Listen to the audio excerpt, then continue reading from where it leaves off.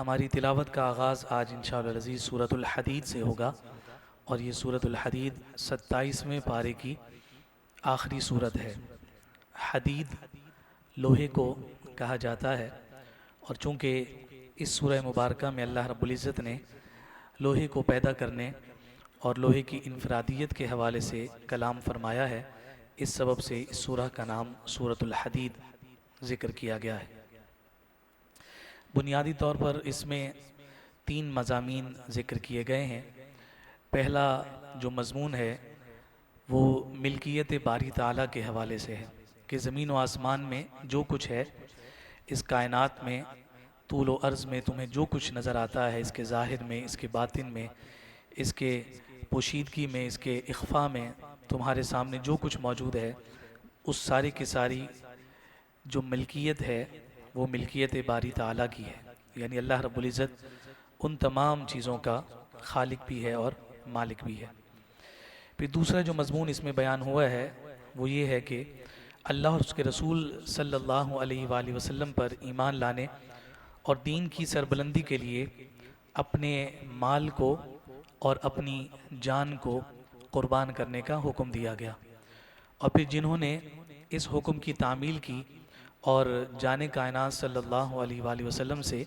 وفاداری کا اظہار فرمایا، تو اللہ رب العزت نے ان کی شان اور رفعت کو بھی اس سورہ میں بیان فرمایا۔ جس جماعت کو ہم صحابہ کرام کے نام سے یاد کرتے ہیں، ان کے بارے میں وہ خوبصورت اعلان آج کی تلاوت میں ہے کہ وَكُلًّا وَعَدَ اللَّهُ الْحُسْنَى، کہ اللہ رب العزت نے ان تمام کے ساتھ بہترین وعدہ فرما رکھا ہے، اور وہ جو بہترین وعدہ ہے مفسر نے فرمایا کہ وہ جنت میں داخلے کا سبب ہے۔ انفاق فی سبیل اللہ کی ترغیب دی گئی، چونکہ جان اور مال دونوں کو خرچ کرنے کی بات کی جا رہی ہے، تو انفاق فی سبیل اللہ کے حوالے سے ایک نیا منہج اور نیا اسلوب ہمیں یہاں نظر آتا ہے، اور وہ ہے وَمَا لَكُمْ أَلَّا تُنْفِقُوا فِي سَبِيلِ اللَّهِ وَلِلَّهِ مِيرَاثُ السَّمَاوَاتِ وَالْأَرْضِ، کہ تمہیں کیا ہو گیا ہے کہ تم اللہ کی راہ میں خرچ نہیں کرتے، جبکہ حقیقت یہ ہے کہ جو تمہارے پاس ہے، جو کچھ زمین و آسمان میں ہے، اس کا مالک خود رب ذوالجلال ہے۔ تمہیں کیا ہو گیا ہے کہ اس کے دیے ہوئے مال کو تم اس کی راہ میں خرچ نہیں کرتے ہو۔ یہاں پہلے تو ایک صاحب ایمان کو بتایا گیا کہ تمہارے مال کی جو حقیقت ہے وہ یہ ہے کہ تم اس کے حقیقی مالک نہیں ہو، حقیقی مالک تمہارا رب ہے۔ اور پھر اس کے بعد آگے جو اسلوب اختیار فرمایا مَنْ ذَا الَّذِي يُقْرِضُ اللَّهَ قَرْضًا حَسَنًا، اللہ اکبر، مال بھی اسی کا، اور رب ساتھ فرما رہا ہے کون ہے جو اللہ کو اچھی طرح قرض دے۔ مَنْ ذَا الَّذِي يُقْرِضُ اللَّهَ قَرْضًا حَسَنًا، ایسا کون ہے کہ جو اللہ رب العزت کو اچھی طرح قرض دے۔ مال اسی کا ہے، اسی کی راہ میں خرچ کرنا ہے، لیکن اللہ رب العزت اس خرچ کرنے پر چونکہ اجر عطا فرماتا ہے، تو فرمایا کہ جب تم اپنے رب کے ساتھ لین دین میں یہ قرض کا اچھے طریقے سے معاملہ کرو گے، تو فرمایا فَيُضَاعِفَهُ لَهُ وَلَهُ أَجْرٌ كَرِيمٌ، پھر اللہ تعالیٰ اس مال کو کہ جو تم بطور قرض اپنے رب کے ساتھ معاملہ کر رہے ہو، اسے اس کے لیے بڑھاتا چلا جائے گا، اور فرمایا اس کے لیے رب ذوالجلال نے پسندیدہ اجر ثابت فرما دیا ہے۔ تو اس انداز میں رب ذوالجلال نے انفاق فی سبیل اللہ کی ترغیب ذکر کی گئی، اور فرمایا کہ انفاق فی سبیل اللہ کے ذریعے سے مخلص اہل ایمان اور منافق کے درمیان جو ہے وہ فرق ہو جاتا ہے، کہ صاحب ایمان جو ہے وہ اپنی ہر چیز گویا کہ رب ذوالجلال کی ملکیت تصور کرتا ہے، تو جب بھی رب کے دین کو ان کے مال یا ان کی جان کی حاجت اور ضرورت پڑتی ہے، تو پھر وہ کشاں کشاں اور دوڑے دوڑے چلے جاتے ہیں اور اس مال کو اور جان کو خرچ کرتے ہیں، کیونکہ وہ جانتے ہیں کہ اس کا حقیقی مالک رب ہے۔ تو وہ مالک جب ہم سے طلب کر رہا ہے تو ہم اسے اپنے پاس کیوں رکھیں، ہم انفاق فی سبیل اللہ میں اس کو خرچ کریں گے۔ تو یہ کیفیات یہاں بیان ہوئی ہیں۔ آج کی تلاوت میں ایک اور بہت ہی اہم آیت مبارکہ ہے، اور اس آیت مبارکہ کو اس اعتبار سے بھی بہت زیادہ انفرادیت حاصل ہے کہ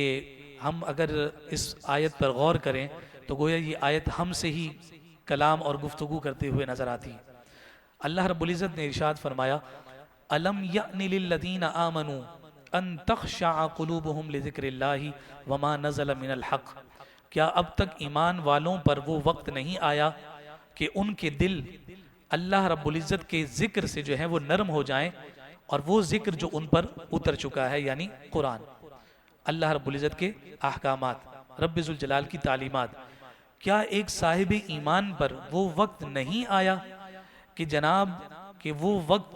کہ جب اللہ کا ذکر اس کے سامنے ہو رہا ہو اور جو حق کے ساتھ آ گیا ہے تو اس کو پڑھ کر اور سن کر اس کا دل لرز جائے اور نرم ہو جائے.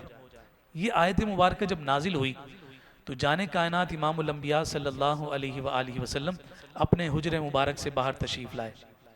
سید عائشہ صدیقہ ام المومنین ہماری ماں فرماتی ہیں کہ حضور اتنی تیزی کے ساتھ اپنے گھر سے اٹھ کر باہر کی جانب تشریف لائے کہ حضور علیہ الصلوۃ والسلام نے جو تہبند مبارک باندھ رکھا تھا وہ نیچے زمین پر لگ رہا تھا.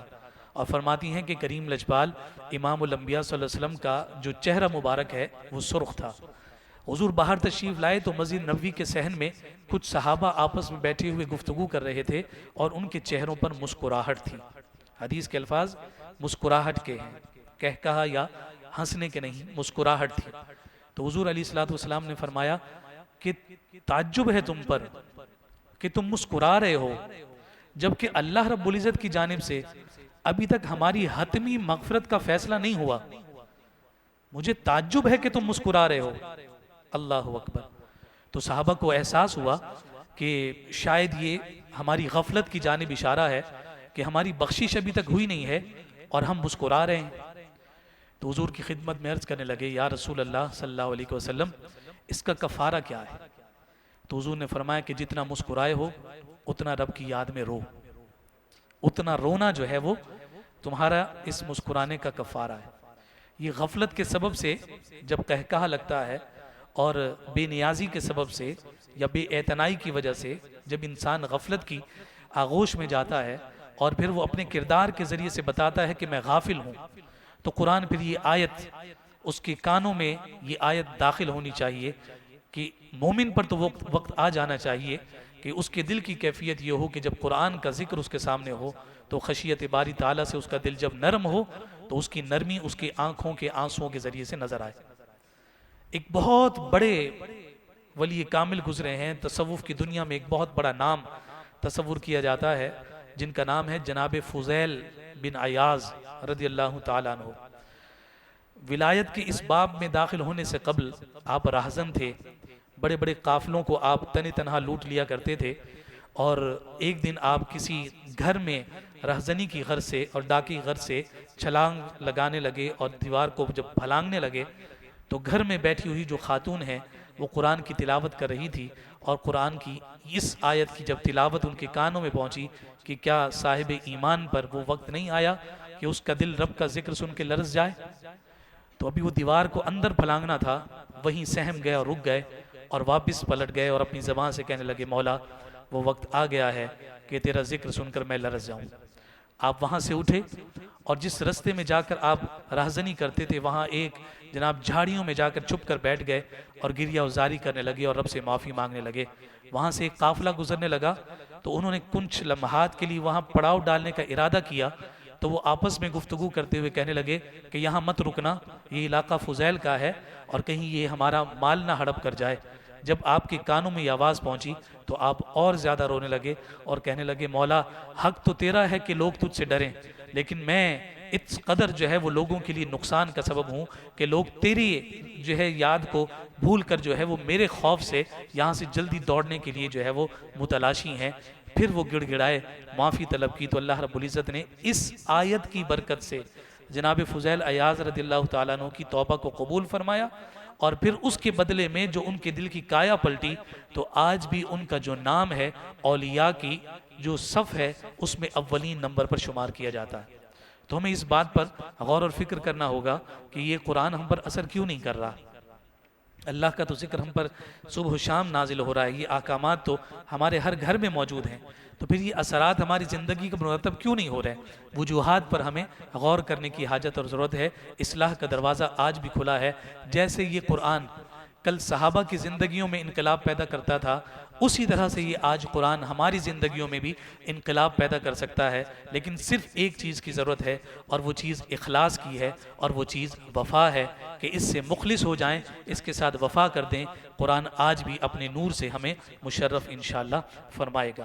پھر اس کے بعد دنیا کی مثال کو ذکر کیا گیا کہ اس دنیا کی مثال اس کھیتی کی سی ہے کہ جس کی سرسبزی، جس کی تر و تازگی دیکھ کر جو کاشتکار ہے وہ خوش ہوتا ہے اور کہتا ہے کہ کیسی ہریالی میری زمین ہو گئی ہے، اب ان قریب جو ہے میں اس زمین کی فصل کو کاٹوں گا اور میرے گھر میں مال و اسباب داخل ہوگا۔ پھر فرمایا کہ ایک وقت آتا ہے کہ اس کی وہ ہری بھری زمین جو ہے وہ کوڑا کرکٹ بن کر سب کچھ ہوا میں اڑتے ہوئے نظر آتا ہے۔ فرمایا یہی دنیا کی زندگی کا حال ہے کہ یہ دنیا فانی ہے اور یہاں کی ہر چیز کو ایک نہ ایک دن زوال آنا ہی آنا ہے۔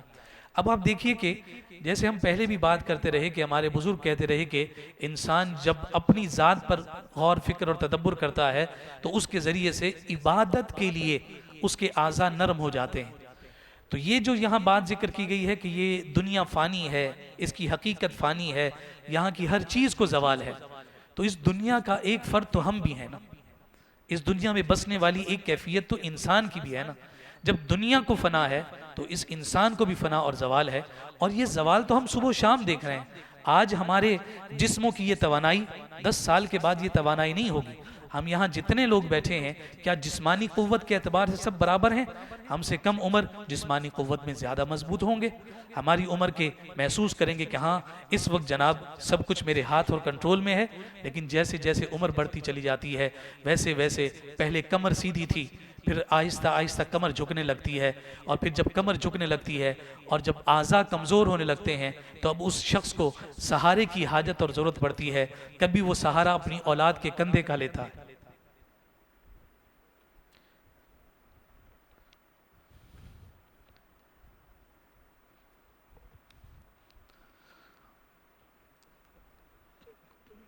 کبھی اس کو لاٹھی کا سہارا لینا پڑتا ہے، اور جھکتے جھکتے وہ اس قدر جھک جاتا ہے کہ وہ اپنے سامنے قبر کو دیکھ رہا ہوتا ہے، اور اس کے پاؤں قبر میں گویا کے لٹکے ہوئے ہوتے ہیں اور انتظار کر رہا ہوتا ہے کہ کب جناب جسم سے یہ روح جدا ہوگی اور مجھے اپنی فنا کی جو حقیقت ہے وہ لوگوں کے سامنے ظاہر کرنی ہے۔ ہم صبح و شام اس حقیقت کو دیکھنے کے باوجود اگر آنکھیں بند رکھیں تو آپ بتائیے کہ ہم سے بڑا غافل کون ہے؟ دنیا کی اور چیزوں کو فنا بعد میں ہوگی، لیکن انسان کی جو فنائیت ہے وہ انسان کی فنائیت ایک ایسی حقیقت ہے کہ ہم کھلی آنکھ کے ساتھ دیکھتے ہیں۔ صاحب ایمان کا تو دیکھنا رب ذوالجلال کی عبرت میں غوطہ ہونے کے لیے ہوتا ہے، تو ہم یہ ساری حقیقتیں دیکھنے کے باوجود اس کو جو قبول نہیں کر رہے تو بتائیے کہ یہ غفلت نہیں ہے تو اور کیا ہے؟ ہمیں اس غفلت کی نیند سے بیدار ہونا ہوگا اور اپنی حقیقت کو پہچاننے کی کوشش کرنی ہوگی۔ انشاءاللہ اصلاح ہماری جانب دوڑ کر آئے گی اور رب ذوالجلال کی مقبول اور پسندیدہ بندوں میں ہماری جو نمائندگی اور شمولیت ہے وہ انشاءاللہ ہوگی۔ اللہ اکبر۔ اسی صورت میں انہی مضامین کے ساتھ جو ہے وہ یہ سورہ مبارکہ مکمل ہوتی ہے، اور پھر اس کے بعد جب 28ویں پارے کا آغاز ہے تو یہ جو سورت ہے اس کا نام سورہ مجادلہ ذکر کیا گیا۔ جدل سے یہ لفظ ہے، جدل کا معنی ہوتا ہے جھگڑنا۔ ایک ہوتا ہے مکالمہ، ایک ہوتا ہے مباحثہ، ایک ہوتا ہے مناظرہ، ایک ہوتا ہے مسابقہ، ایک ہوتا ہے مقابلہ، اور ایک ہوتا ہے مجادلہ۔ یہ جو مجادلہ ہے اس مجادلہ کے بارے میں ائمہ لغت کہتے ہیں کہ مجادلہ اس جھگڑنے کو کہا جاتا ہے کہ جو ایک سم سے ہی جھگڑا جا رہا اور دوسرا بندہ خاموشی اختیار کیے رکھے۔ اور چونکہ یہ موقع ایسا ہوا کہ جناب سیدہ خولہ بنت ثعلبہ رضی اللہ تعالی عنہ حضور کی خدمت میں حاضر ہوئیں، اور حاضر ہو کر کہنے لگیں یا رسول اللہ میرے شوہر نے مجھ کو اپنی ماں جیسا کہہ دیا ہے، یعنی زہار کر دیا ہے۔ اس وقت یہ رائج تھا کہ کوئی شخص اگر اپنی بیوی کو اپنی ماں کا سا کہہ دے تو اس سے ہمیشہ کی طلاق ہو جایا کرتی تھی۔ تو فرمایا یا رسول اللہ انہوں نے میرے ساتھ زہار کر دیا ہے، اپنی ماں جیسا مجھے کہہ دیا ہے، تو اب مجھے کیا کرنا ہے؟ اس وقت تک یہ احکام نازل نہیں ہوئے تھے۔ جانے کائنات امام الانبیاء صلی اللہ علیہ وسلم کا یہ معمول مبارک تھا کہ اگر کوئی ایسی کیفیت رونما ہوتی کہ جس کے بارے میں شریعت کا کوئی حکم اب تک نازل نہیں ہوا ہوتا، حضور اس پر اپنی رائے کا اظہار نہیں فرماتے تھے، خاموشی اختیار فرما لیتے۔ انہوں نے ایک دفعہ کہا، حضور خاموش رہے۔ انہوں نے دوبارہ عرض کی یا رسول اللہ میرے چھوٹے چھوٹے بچے ہیں، میں کہاں جاؤں گا، میرا سہارا کون بنے گا؟ اس شخص نے تو میرے ساتھ یہ معاملہ کر دیا، اوس بن ثابت رضی اللہ تعالیٰ عنہ صحابی تھے۔ تو حضور پھر بھی خاموش رہے، ان کی آواز بھی اونچی ہوئی، ان کے لفظوں میں بھی تلخی اور تیزی پیدا ہوئی، اور قرآن کہتا ہے کہ وہ محبوب آپ سے ایسے بات کر رہی تھی کہ جیسے آپ سے جھگڑ رہی ہو۔ جو احساس تھا اپنی اولاد کا وہ انہیں رلا رہا تھا۔ تو اس موقع پر پھر یہ آیات نازل ہوئی، محبوب قد سمع اللہ قول التی تجادلک فی زوجہا وتشتکی الی اللہ واللہ یسمع تحاورکما ان اللہ سمیع بصیر۔ تو اس زہار کا جو معاملہ پیش آیا تو اس زہار کو رفع کرنے اور دور کرنے کے احکامات یہاں نازل ہوئے، اور فرمایا کہ یہ جو خاتون آپ سے جھگڑ رہی ہیں محبوب رب نے سن لیا، اور اس کا فیصلہ اور اس کا معاملہ بھی ہم نے حل کر دیا ہے۔ فرمایا کہ اگر کوئی اس طرح کا زہار کر دے یا اس طرح کی کوئی قسم کھا لے تو اس کو قسم کا کفارہ ادا کر کے اپنی زوجہ کے ساتھ اپنے تعلق کو استوار کر لے، اس کے ذریعے سے دائمی جو طلاق ہے وہ منعقد نہیں ہوتی۔ تو وہاں فرمایا کہ اسے چاہیے کہ وہ 60 روزے متتابعین رکھے، یعنی یکے بعد دیگرے رکھے، اور اگر اس پر وہ استطاعت نہیں رکھتا تو 60 مساکین کو کھانا کھلا لے، اور اس کھانا کھلانے کے بعد اپنی خاتون اور اپنی اہلیہ کے ساتھ رجوع کر لے۔ تو اس وجہ سے اس سورہ مبارکہ کو سورہ مجادلہ کہا گیا ہے۔ سرگوشی جو کی جاتی ہے، کان میں جو خسر پسر کی جاتی ہے، اس کے کچھ احکام یہاں ذکر کیے ہیں، اور مجلس کے آداب کو یہاں بیان کیا گیا۔ جان کائنات صلی اللہ علیہ وسلم کی احادیث مبارکہ سے جو بات واضح ہوتی ہے وہ یہ ہے کہ اگر کسی مجلس کے اندر 3 افراد موجود ہوں، 3 افراد سے مراد یہ ہے کہ 3 اور اس سے زیادہ افراد موجود ہوں، تو وہاں چاہیے کہ 2 افراد اس مجلس میں بیٹھے ہوئے آپس میں کان میں بات نہ کریں کہ جو تیسرا فرد ہے اس کے دل میں کہیں یہ بدگمانی نہ پیدا ہو جائے کہ یہ میرے بارے میں کوئی غیبت کر رہے ہیں۔ تو فرمایا اپنے مسلمان بھائی کو بدگمانی سے بچانا بھی ایک صاحب ایمان کی ذمہ داری ہے۔ کہیں وہ بدگمانی میں مبتلا ہو کر وہ کہیں گناہ نہ کر بیٹھے، تو اس لیے کوئی عمل ایسا نہ کرو جس کی وجہ سے وہ بدگمان ہو۔ اتقوا مواضع التہم، شریعت نے ایک اصول دیا ہے اور فرمایا کہ تہمت کی جگہ سے بچو۔ تم کسی تہمت کی جگہ پر نظر آؤ گے، لوگ تمہارے بارے میں بدگمانی کریں گے، تم نے اس میں جناب اگر غفلت برتی اور تہمت کی جگہوں پر گئے اور پھر اس بنیاد پر اگر کوئی بدگمان ہوا، اس کو تو گناہ ملے گا ہی، تمہارے سر پر بھی آیا کہ تمہیں تو حکم دیا گیا تھا، لوگوں کو موقع کیوں دیا۔ اس لیے ہر صاحب منصب کو اس اعتبار سے غور فکر تدبر کرنا چاہیے کہ مجھے کہاں جانا چاہیے اور کہاں نہیں جانا چاہیے، کس کیفیت میں جانا چاہیے اور کس کیفیت میں نہیں جانا چاہیے۔ تو یہ سرگوشی کے کچھ احکامات ذکر کیے اور فرمایا کہ اس بدگمانی کو پیدا کرنے کے اس ایلیمنٹ سے اپنے آپ کو محفوظ رکھو۔ اور در حقیقت یہاں پر ان یہودیوں کی بات بالاہتمام کی گئی کہ یہ یہودیوں کی عادت تھی کہ وہ صرف مسلمانوں کو پریشان کرنے کے لیے مجلس میں بیٹھے ہی کرتے تھے، مسلمانوں کو محض پریشان کرنے کے لیے بات کچھ نہیں کرتے تھے، لیکن کان میں خسر پسر کرتے تھے۔ تو ظاہر سی بات ہے کہ سامنے والے فرد کو احساس ہوتا تھا کہ نہ جانے پتہ نہیں میرے بارے میں کیا بات کر رہے ہیں، کہیں مجھے کوئی نقصان پلانے کی جو ہے وہ کرنے کی پلاننگ تو نہیں کر رہے۔ تو فرمایا کہ ان کی مذمت بیان کر کے مسلمان کی ایک مجلس کی کیفیت کو بیان کیا کہ صاحب ایمان کی مجلس کیسے ہوا کرتی ہے۔ پھر اس کے بعد مجلس کے آداب کو یہاں ذکر کیا گیا کہ جب تمہیں مجلس میں وسعت پیدا کرنے کے لیے کہا جائے کہ فلاں صاحب آ رہے ہیں آپ ان کے لیے جگہ بنائیے، تو فرمایا کہ تم وسعت پیدا کر دیا کرو، اور اگر تمہیں مجلس سے اٹھ کر جانے کے لیے کہا جائے تو اٹھ جایا کرو۔ باوقار مجلس کون سی ہوتی ہے؟ فرمایا کہ باوقار مجلس وہ ہوتی ہے کہ جس میں کوئی خاص نہیں ہوتا۔ باوقار مجلس وہ ہوتی ہے کہ جس میں کوئی خاص نہیں ہوتا۔ حضور اپنے صحابہ کے درمیان بیٹھا کرتے تھے، الگ سے حضور علیہ السلام کے لیے کوئی مسند نہیں لگتا تھا۔ جان کائنات صلی اللہ علیہ وآلہ وسلم کوئی علیحدہ سے، جیسے آج جناب ہمارے جناب پیران عظام کے لیے ان کی حیثیت سے بھی بڑی جناب گدی لگائی جاتی ہے، اور سامنے لوگ جو بیٹھے ہوتے ہیں وہ ان کی نظر میں جناب رذیل تصور ہو رہے ہوتے ہیں۔ جو کائنات کے تاجدار ہیں، جو جان دو عالم ہے، جو محمد مصطفیٰ ہے، اللہ رب العزت نے ان کی ذات میں ہی اتنا وقار عطا فرمایا تھا کہ دیگر صحابہ بھی اگر مجلس میں بیٹھے ہوتے، حضور بھی ان کے درمیان بیٹھے ہوتے تھے، لیکن فرمایا کہ جب دور سے کوئی دیکھتا تھا تو حضور ایسے ہی لگتے تھے کہ سب سے ممتاز بیٹھے ہوں۔ تسنو کی جو بڑائی ہے اس میں بڑائی نہیں ہے، اس میں جو اللہ نے بڑائی رکھی ہے اس کا کوئی مقابلہ نہیں کر سکتا۔ یہاں اس سورہ مبارکہ میں جان کائنات امام الانبیاء صلی اللہ علیہ وآلہ وسلم کی مجلس کے بھی ایک ادب کو ذکر فرمایا گیا۔ اذا ناجیتم الرسول فقدموا بین یدی نجواکم صدقہ، میرے محبوب کی بارگاہ کوئی معمولی بارگاہ نہیں ہے، میرے محبوب کا جو گھر ہے وہ کوئی عام گھر نہیں ہے، وہ مسجد نبوی ہے، نبی کی مسجد ہے۔ تمہیں اگر کبھی رسول کی بارگاہ میں حاضر ہونے کی ضرورت پیش آ جائے تو چونکہ بارگاہ اتنی بڑی ہے کہ تم جانے سے پہلے صدقہ دیا کرو، جانے سے پہلے صدقہ دیا کرو۔ یہاں بندہ روزے رکھتا ہے، روزے رکھنے کے بعد فطرے دو کہ اگر کوئی کمی بیشی رہ گئی ہو تو حل ہو جائے، اور مصطفیٰ کی بارگاہ کے ادب کا عالم یہ ہے کہ جاؤ گے بعد میں، صدقہ پہلے دینا۔ اب یہ ایک بطور استعارہ اور مثال یہاں ذکر ہو گئی، اور پھر جب وہ غریب صحابہ حضور کی خدمت میں حاضر ہوئے، یہ غریب اس اعتبار سے مالی لغوی طور پر، ورنہ وہ امیر ہی تھے۔ ہماری عمارت کیا ہوگی ان کی غربت کے سامنے؟ ہاں، ہمارے کروڑوں اربوں ان کی ایک مٹھی کے جناب وہ سا کے برابر اور گندم کے دانے کے برابر نہیں ہو سکتے۔ فرمایا کہ تم احد کے پہاڑ کے برابر سونا خیرات کرو، میرا صحابی مٹھی میں گندم خیرات کرے، اس کا خیرات کرنا تمہارے احد کے پہاڑ سونے کے زیادہ افضل لگتا ہے۔ یہاں جب صحابہ نے اس کی یا رسول اللہ ہم تو گویا کہ محروم رہ جائیں گے آپ کی زیارت سے، ہم کیسے روزانہ آپ کی بارگاہ میں آیا کریں گے اور صدقہ کریں؟ فرمایا کہ یہ قرآن کی آیت کی تلاوت قیامت تک ہوتی رہے گی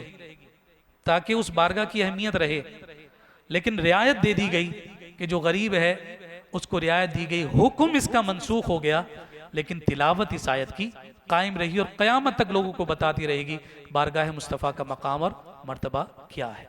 پھر اس کے بعد دو طبقات کا ذکر ہوا، ایک کو حزب الشیطان کہا گیا، اور یہ وہ لوگ تھے کہ جو منافقین تھے، یہود سے دوستی رکھتے تھے، اپنے مومن ہونے پر قسمیں بھی کھاتے تھے اور بڑے بڑے دعوے بھی کرتے تھے، لیکن اللہ رب العزت نے انہیں حزب الشیطان قرار دیا۔ ان کے مقابلے میں حزب اللہ، اللہ کا لشکر، اللہ کا گروہ یہاں ذکر ہوا، اور فرمایا کہ یہ وہ سعادت مند لوگ ہیں کہ جو اللہ اور اس کے رسول کے دشمنوں کے ساتھ دوستی نہیں رکھتے، چاہے دشمن ان کے ماں باپ ہی کیوں نہ ہو، چاہے اللہ رسول کے دشمن ان کے بیٹے بھائی اور قبیلے والے ہی کیوں نہ ہوں، بس ان کو اتنا پتہ چل جائے کہ اللہ اور اس کے رسول کا دشمن ہے، ساری رشتہ داریاں پیچھے رہ جاتی ہیں، ایک رشتہ مقدم رہتا ہے اور وہ اللہ اور اس کے رسول کے ساتھ وفاداری کا رشتہ ہے۔ ہمیں وہ جملے نہیں بھولنے چاہیے کہ جب جناب صدیق اکبر رضی اللہ تعالیٰ عنہ کے بیٹے ایمان لانے کے بعد جناب صدیق اکبر سے کہنے لگے ابا جان جنگ کے میدان میں آپ اتنی بار میری تلوار کے جناب اس کے نیچے آئے تھے، وار کے نیچے، لیکن میں نے آپ کو باپ سمجھ کر چھوڑ دیا تھا۔ تو جناب صدیق اکبر رضی اللہ تعالیٰ عنہ سیدھے ہو کر بیٹھ گئے اور فرمایا تو اگر ایک دفعہ بھی میری تلوار کے نیچے آ جاتا تو بیٹا سمجھ کر چھوڑتا نہیں، اللہ اور اس کے رسول کا دشمن سمجھ کر تجھے واصل جہنم کر دیتا۔ یہ وفاداری ہوا کرتی، اور اس میں رشتے نہیں دیکھے جاتے، اس میں رشتے کا جو تقدم ہے، اس میں رشتے کا جو وقار ہے وہ اللہ اور اس کے رسول صلی اللہ علیہ وسلم کے ساتھ ہے۔ تو یہ جو سعادت مند جو حزب اللہ ہیں ان کے لیے 4 انعامات کا تذکرہ ہوا۔ پہلا یہ کہ اللہ رب العزت نے ان کے دلوں میں ایمان کو جما دیا، ایمان نے ان کے دلوں میں قرار پکڑ لیا ہے۔ دوسرا فرمایا کہ اللہ رب العزت کی جانب سے ان پر غیبی مدد نازل ہوگی۔ تیسرا فرمایا کہ ان کو جنت میں داخل کیا جائے گا، اور چوتھا فرمایا کہ کیا شان ہوگی ان کی، رضی اللہ عنہم ورضوا عنہ، ان کا رب ان سے راضی ہو گیا اور وہ اپنے رب سے راضی ہو گیا۔ ان لفظوں پر غور کریں، رب اپنے وفادار بندوں سے کتنا پیار کرتا ہے، اللہ اکبر۔ اگلی سورت سورہ حشر ہے، قبیلہ بنو نذیر کے حوالے سے نازل ہوئی۔ یہ یہودیوں کا قبیلہ تھا جو آباد تھا، اور انہوں نے مسلمانوں کے ساتھ کیے ہوئے معاہدات کو توڑا، اور معاہدات کو توڑنے کے بعد جب حضور علیہ السلام نے ان کو اپنے گھروں سے نکلنے کا حکم ارشاد فرمایا تو قرآن مجید فرقان حمید نے ذکر کیا، یہ دیکھو ذرا ان کی کیفیت دیکھو، اپنے گھروں کی چھتوں کے گارڈر اپنے کندھوں پر اٹھا کر یہ کیسے نکلے چلے جا رہے ہیں، اور یہ زوم کرتے تھے کہ ہمارے یہ بڑے بڑے جناب جو ہمارے قلعے ہیں یہ کسی صورت بھی سرنڈر ہونے والے نہیں ہیں، کسی طرح سے بھی جناب یہ گرنے والے نہیں ہیں، اور ہم محفوظ اور مامون ہیں۔ فرمایا دیکھو اللہ رب العزت نے ان کے ساتھ کیسا ذلت و رسوائی کا معاملہ فرمایا۔ یہ ساری تفصیل اس سورہ مبارکہ میں موجود ہے۔ وَيُؤْثِرُونَ عَلَىٰ أَنفُسِهِمْ وَلَوْ كَانَ بِهِمْ خَصَاصَةٌ، یہ صحابہ کی یہاں شان بیان ہوئی، اور فرمایا کہ وہ اپنی ذات پر اپنے بھائیوں کو ترجیح دیتے ہیں جبکہ اس شے کی انہیں خود ضرورت ہوتی ہے۔ ابو ہریرہ رضی اللہ تعالیٰ عنہ کہتے ہیں روایت کرتے ہیں کہ ایک صحابی حضور کی خدمت میں حاضر ہوئے اور آ کر عرض کرنے لگے یا رسول اللہ صلی اللہ علیہ وسلم مجھے شدید بھوک لگی ہے، اگر آپ کچھ مجھے عطا فرما دیں۔ ابو ہریرہ روایت کر رہے ہیں اور کہہ رہے ہیں کہ ایک صحابی آئے، شارحین کہتے ہیں کہ وہ ایک صحابی یہ خود تھے، یا رسول اللہ بہت بھوک لگی ہے، کچھ عطا فرما دیجئے۔ حضور نے گھر بھیجا، پتہ چلا کہ گھر میں کچھ نہیں ہے، تو صحابہ کی مجلس تھی، تو حضور نے فرمایا کہ کون ہے جو اسے اپنا مہمان بنائے؟ ایک صحابی اٹھے کہ یا رسول اللہ میں حاضر ہوں، ان کی مہمان نوازی کروں گا۔ وہ اپنے ساتھ ان کو گھر لے کر گئے، گھر جا کر بٹھایا، اہلیہ سے پوچھا کہ کھانے کو کچھ ہے؟ کہا صرف بچوں کے لیے تھوڑا سا اناج ہے۔ کہا بچوں کو بہلا پھسلا کر سلا دو، دسترخوان لگاؤ، اور چراغ کو ٹھیک کرنے کی غرض سے جا کر اس چراغ کو بجھا دینا، اور دسترخوان پر اپنے مہمان کو کھلاؤ، اور سامنے بیٹھ کر ہم صرف جو ہے نا وہ عادت کرتے رہیں گے کہ جناب ہم بھی کھا رہے ہیں۔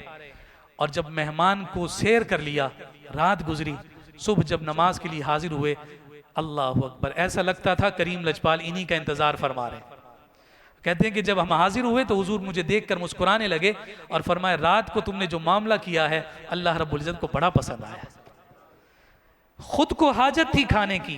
لیکن رسول کائنات نے مہمان بنایا تو اپنے اوپر ترجیح دی۔ وَيُؤْثِرُونَ عَلَىٰ أَنفُسِهِمْ وَلَوْ كَانَ بِهِمْ خَصَاصَةٌ، یہ تفصیل بھی آج ہی کی تلاوت میں موجود ہے۔ اور یہ سورہ مبارکہ جب ختم ہوتی ہے تو اللہ رب العزت کے اسماء الحسنہ کو ذکر کیا گیا، اور اس کے ضمن میں اللہ کی عظمت کو، اس کی کبریائی کو یہاں بیان کیا گیا، اور آخر میں انہی الفاظ کو ذکر کیا گیا کہ جناب جتنی چیزیں آسمانوں اور زمین میں ہیں سب اس کی تسبیح بیان کرتی ہیں، اور اللہ رب العزت غالب حکمت والا ہے۔ اگلی سورت سورہ ممتحنہ ہے۔ حضرت حاتب بن ابی بلتع رضی اللہ تعالیٰ عنہ حضور علیہ السلام کے صحابی تھے، یہ اکیلے ہجرت کر کے مدینہ آ گئے تھے، پورا خاندان مکہ میں رہ گیا تھا۔ آقا کائنات صلی اللہ علیہ وسلم جب مکہ المکرمہ کی فتح یابی کے لیے پلاننگ ترتیب دے رہے تھے تو اس وقت حضرت حاتب بن ابی بلتع کے ذہن میں خیال پیدا ہوا کہ میں اپنے خاندان کی سیکیورٹی کا کوئی انتظام کروں، تو یہ تھوڑی سی بات صرف اشارے میں مکہ والوں کو پہنچا دوں کہ بھائی الرٹ ہو جاؤ مسلمان آنے والے ہیں۔ اور یہ سب چیزیں بڑی پوشیدگی کے ساتھ اور بہت سیکریسی کے ساتھ کی جا رہی تھیں۔ تو اس موقع پر حضرت حاتب بن ابی بلتع نے ایک قاصد کو روانہ کیا کہ جا کر انہیں بتا دیں کہ جناب مکہ پر حضور جو ہے حملہ کرنے والے ہیں، حضور اسے فتح کرنے کے لیے تشریف لے کر آ رہے ہیں۔ اور ادھر قرآن مجید فرقان حمید کی آیات اتر گئیں کہ جناب آپ کا راز مکہ پہنچنے والا ہے۔ تو حضرت حاتب بن ابی بلتع نے صرف اپنے خاندان کی سیکیورٹی کے لیے کہ جناب جب جنگ چلے گی تو شاید میرے اس احسان کو مانتے ہوئے میرے خاندان کے ساتھ اہل مکہ کوئی زیادتی نہیں کریں گے۔ تو جب قرآن کی یہ آیات آئیں اور جو قاصد جا رہا تھا اس کو پکڑ کر لایا گیا، اور حاتب بن ابی بلتع رضی اللہ تعالیٰ عنہ سے جب دریافت کیا گیا تو انہوں نے غلطی کو تسلیم فرمایا، اور تسلیم کرنے کے بعد حضور کی بارگاہ میں انتہائی شرمندہ ہوئے اور زار و قطار رب کی بارگاہ میں توبہ اور استغفار کیا، تو رب ذوالجلال نے ان کی توبہ کو قبول فرمایا۔ اور پھر یہاں پہ نصیحت کے طور پر سارے ایمان والوں سے کہا گیا لا تتخذوا عدوی وعدوکم اولیاء، کہ اے مصاحبان ایمان تمہیں زیب نہیں دیتا ہے کہ تم اپنے اور اپنے رب کے دشمنوں کو اپنا دوست بناؤ یا ان کے ساتھ اس طرح کا کوئی معاملہ کرو۔ کفار کے ساتھ مقاطعہ کے احکامات کو یہاں ذکر کیا گیا کہ جب مقاطعہ قائم ہوا اور تعلق کو ختم کیا گیا تو باپ نے بیٹے سے اور بھائی نے بھائی سے تعلق ختم کر دیا، اور ان کا ایک ہی تعلق قائم رہا، اور وہ ایمان کے دعوے کا وہ خوبصورت تعلق تھا۔ مہاجرین جو خواتین جو ہے وہ ہجرت فرما کر مدینہ المنورہ حاضر ہوئی تھیں، تو ان کے حوالے سے کچھ احکامات نازل کیے گئے، جس کی وجہ سے سورہ ممتحنہ کہا گیا کہ ان کی اچھے طریقے سے جانچ کر لو، ان کا اچھے طریقے سے امتحان لے لو کہ واقعی یہ کامل ایمان کے ساتھ جو ہے ہمارے پاس آ گئی ہیں۔ تو یہ آیات جو ہیں اس سبب سے اس سورہ کو سورہ ممتحنہ کہا گیا۔ سیدہ ام کلثوم بنت عقبہ بن ابی معیط رضی اللہ تعالیٰ عنہ حضور علیہ السلام کی صحابیاں ہیں، اور عقبہ بن ابی معیط کی یہ بیٹی ہیں ام کلثوم ان کا نام تھا۔ تو یہ ہجرت فرما کر مدینہ منورہ آ گئیں، یعنی صلح حدیبیہ کے بعد کی یہ بات ہے۔ تو جب مدینہ منورہ آ گئیں تو ان کے جو والد تھے وہ حدیبیہ کا معاہدہ لے کر حضور کی خدمت میں آئے اور کہا کہ ہمارے درمیان یہ معاہدہ طے پایا ہے کہ ہمارا کوئی بندہ آپ کے پاس آئے گا تو آپ واپس کریں گے، لیکن آپ کا کوئی آئے گا تو ہم واپس نہیں کریں گے۔ یہ دیکھیں آپ نے لکھ کر دیا ہے۔ تو جانے کائنات امام الانبیاء صلی اللہ علیہ وسلم نے اس موقع پر فرمایا کہ ہمارا معاہدہ مردوں کے بارے میں ہے، عورتوں کے بارے میں نہیں ہے۔ تو حضور علیہ السلام نے سیدہ ام کلثوم بنت عقبہ بن ابی معیط رضی اللہ تعالی عنہ کو واپس نہیں بھیجا۔ تو اس موقع پر یہ مبارک آیات نازل ہوئی تھیں۔ اگلی جو صورت ہے وہ سورہ صف ہے، اور یہ وہی صف، ایک وہ صافات اور یہ دوسری یہاں سورہ صف۔ یہاں پر بھی فرمایا یقاتلون فی سبیلہ صفا کأنہم بنیان مرصوص۔ کچھ لفظ یاد آ رہا ہے؟ مئی کا مہینہ تھا، بنیان مرصوص کا لفظ ہمیں سننے کو ملا اور کثرت کے ساتھ ملا، اور پھر جب اس کا معنی پتہ چلا تو سینہ چوڑا ہوا۔ کیا مطلب ہے؟ سیسا پلائی ہوئی دیوار، بنیان مرصوص، آپریشن بنیان مرصوص۔ اور یہاں اسی بنیان مرصوص کا تذکرہ کیا جا رہا ہے۔ جو لوگ اللہ کی راہ میں صف باندھ کر لڑتے ہیں، ان کی صف کی قوت کا عالم یہ ہے جیسے سیسا پلائی ہوئی دیوار ہو۔ آپ ذرا غور کریں کہ ان مجاہدین کی جو ہے وہ قوت کا عالم کیا ہے، کہ قرآن کہہ رہا ہے کہ ان کی صفیں سیسا پلائی دیوار کی طرح ہیں۔ کون ان کو ہلا سکتا تھا؟ کوئی نہ ہلا سکا۔ اور وہ جس میدان میں نکلے تو خالد بن ولید نے تو گویا کہ اقبال کا جو شعر ہے اس کو سچا کرتے ہوئے دکھایا کہ دشت تو دشت ہے، صحرا بھی نہ چھوڑے ہم نے، بحر ظلمات میں دوڑا دیے گھوڑے ہم نے۔ مسلمان مجاہد جب کسی گھوڑے پر سوار ہو کر ایک سمت نکلتا ہے تو پانی بھی رستہ بنا دیتا ہے کہ اس مجاہد کے سامنے میری لہروں کے بھی چلنے والی بات نہیں ہے۔ اس نے جب تہیہ کر لیا ہے تو یہ اسلام کو سر بلند کر کے ہی چھوڑے گا۔ تو یہاں ان کا تذکرہ ہوا یقاتلون فی سبیلہ صفا کأنہم بنیان مرصوص۔ تو اس سورہ مبارکہ کو سورہ صف کہا گیا، اور اسی سورہ میں اللہ رب العزت نے جان کائنات امام الانبیاء صلی اللہ علیہ وآلہ وسلم کے اسم احمد کو ذکر فرمایا۔ جناب عیسیٰ علی نبینا علیہ الصلوۃ والسلام جو ہیں ان کے بارے میں یعنی حضور کے القابات میں سے ایک ہے کہ آقا کائنات صلی اللہ علیہ وسلم بشارت عیسیٰ ہیں، یعنی نوید مسیحا ہے۔ بشارت عیسیٰ یا نوید مسیحا۔ تو نوید مسیحا یعنی جناب عیسیٰ نے، چونکہ ان کے مان بعد حضور تشریف لائے، انہوں نے جناب عیسیٰ نے کثرت کے ساتھ حضور کے آنے کی خوشخبری دی۔ اور یہاں پر بھی اسی بات کو تذکرہ کیا گیا مبشرن برسول یاتی من بعدی اسمہ احمد، کہ میں تمہیں خوشخبری دے رہا، میں تمہیں نوید دے رہا، میں تمہیں بشارت دے رہا ہوں کہ ایسے رسول کی کہ جو میرے بعد آئے گا، اور میرے رب نے اس کا نام احمد رکھا ہے۔ تو یہ بشارتیں اور خوشخبریاں اور حضور کے میلاد کے تذکرے تو سارے انبیاء کرتے رہے، اس لیے یہ امت بھی حضور کا میلاد حضور کے ذکر کے ساتھ ہمیشہ جاری و ساری رکھے گی۔ اللہ تعالی عمل کی توفیق عطا